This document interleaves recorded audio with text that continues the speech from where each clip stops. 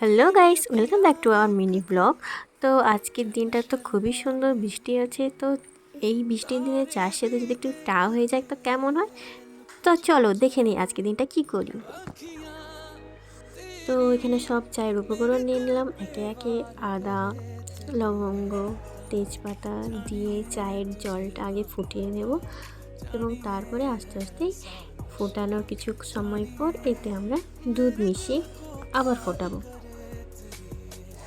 তেজপাতা অপশনাল, এটা আমার নিজস্ব পছন্দ। দরকার হলে আপনারা নাও দিতে পারেন, আপনাদের পছন্দ মতন উপকরণ দিতে পারেন। তো চিনিটাও আমি একটু বেশি খাই বলতে আমি একটু চিনি দিলাম, আপনি আপনার পছন্দ মতন দিয়ে থাকবেন।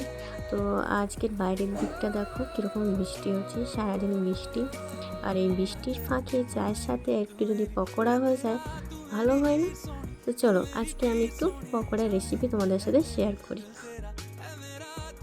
কিছু মাংস নিয়ে তার ছোট ছোট টুকরো করে নিলাম। তারপর একে একে লবণ, লঙ্কা গুঁড়ো, হলুদ গুঁড়ো এবং গোলমরিচ দিয়ে মাখিয়ে নিলাম। তারপর একটু ক্যাচআপ দিলাম, সয়া সস দিলাম, তারপরে একটু অরগানাও দিলাম, একটু আদা রসুন বাটা, সামান্য কর্নফ্লাওয়ার দিয়ে মাখিয়ে রেখে দিলাম।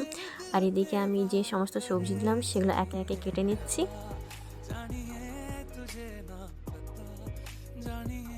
আমি এখানে বেশি কিছু দিচ্ছি না, সামান্য পরিমাণ ক্যাপসিকাম, পেঁয়াজ এবং একটা কাঁচা লঙ্কা দিয়েই আজকে রেসিপিটা করব। তো সমস্ত কাটা কমপ্লিট এবং একে একে মিশিয়ে নিলাম।